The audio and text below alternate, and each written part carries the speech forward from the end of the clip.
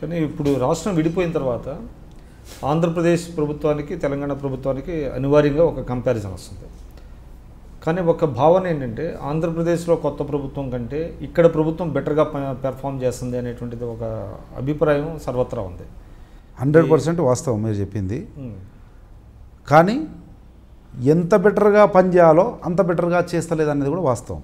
ఎందుకు అంటే అది సర్ప్లస్ స్టేటు, మాది సర్ప్లస్ స్టేటు, అది డెఫిసిట్లో ఉన్న స్టేటు. హైదరాబాద్ ఇన్కమ్ మొత్తం మనకు వస్తుంది, వాళ్ళకి పోతలేదంగా. న్యాచురల్గా ఆంధ్రప్రదేశ్ ఇట్లుంటే తెలంగాణ ఇట్లుంది. నువ్వు ఎట్లా పనిచేయాలి, ఈ లెవెల్లో పనిచేయాలి. ఫైనాన్షియల్గానేమో ఇట్లుంది, పని చేయడం మాత్రం కంపారిజన్ ఇట్లుంది. అంటే నీవెంత సర్ప్లస్ స్టేట్గా అంత చేతి నిండా డబ్బులు ఉన్నప్పుడు ఏ రకంగా పనిచేయాలో ఆ రకంగా పని చేయలేకపోతున్నావు. ఆ డబ్బులను నీ స్వార్థ రాజకీయ ప్రయోజనాల కొరకో లేకపోతే స్వార్థ ప్రయోజనాల కొరకో వేరే దిక్కు డైవర్ట్ చేస్తూ ఉన్నావు తప్ప నిజంగా సంక్షేమ కార్యక్రమాల మీద పెడతలేవు. అందుకే ఇంకా డెఫిసిట్స్, ల్యాప్సెస్ ఉన్నాయి. అందుకే సమాజంలో కొన్ని వర్గాల్లో అసంతృప్తి, ఆందోళన, ఆక్రందన, కడుపు మంట ఉంది. అది పెళ్ళుబుకుతుంది. ఆ పెళ్ళుబుకే విధానమే పెళ్ళుబుకి దానికే గొంతుగా కాంగ్రెస్ పార్టీ నిలబడుతుంది. ఈ పెళ్ళుబుకి తారాస్థాయికి చేరుతుంది. 2019లో ఏం జరగాలన్నా జరుగుతుంది. సో మీరు ఇందాకన్నారు ఎన్నికలు కాస్ట్లీ అయిపోయే పరిస్థితి వచ్చిందని. 2019 ఎన్నికలను మరి మీరు ఏ విధంగా ఎదుర్కొంటారు? ఎన్నికల్లో ఎక్కడ ఎంత ఖర్చు అవుతుంది, కాస్ట్లీ చీప్ అనేది basing on that particular situation ఉంటుంది. నాకు అగనెస్ట్ క్యాండిడేట్ పేద డబ్బులు నోడు వచ్చింది అనుకోండి, నేను కొన్ని డబ్బులు ఖర్చు పెట్టాల్సి వస్తుంది. ఎందుకంటే డబ్బులు తల్లే గెలవాలనుకున్నాడు వచ్చినప్పుడు. లేదు సమవుజ్జులు వచ్చింది అనుకోండి, జనరల్గా మా దగ్గర ఆ కల్చర్ లేదు, నా గురించి తెలుసు, నేను కూడా పెద్ద డబ్బులో ఇది కాదు, కమిటెడ్ ఆనెస్ట్ ఆ ఇదిలో పోతాను కనుక పెద్ద ఖర్చు ఉండకపోవచ్చు. కానీ వాళ్ళు డబ్బులను పెట్టి డబ్బులతో కొని చేయాలన్నప్పుడు న్యాచురల్ నాకు కూడా కొద్దిగా బర్డన్ పడవచ్చు.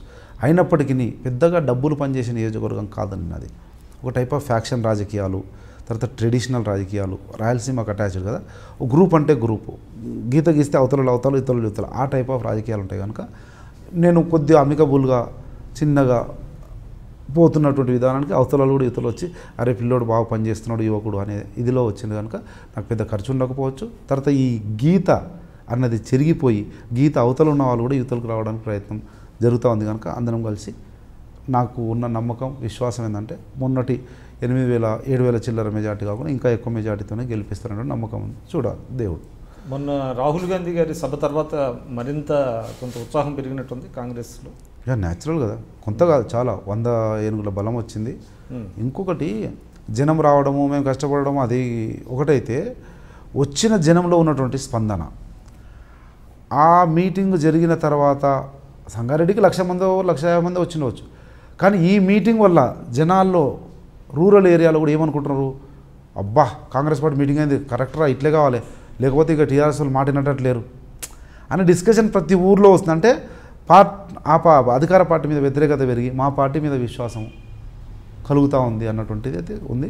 దాన్ని ద్విగుణీకృత ఉత్సాహంతో ఇంకా ముందుకు పోతాం. వీలైన తొందరలోనే మళ్ళీ రాహుల్ గాంధీ గారు కూడా వస్తారు నాకున్న సమాచారం మేరకు. ఇంకా 3 నెలల అట్లా చేసుకుంటూ తప్పకుండా విజయానికి చేరువలో ఉంది Congress party. For more interviews, for more news and for more public voice, subscribe I dream.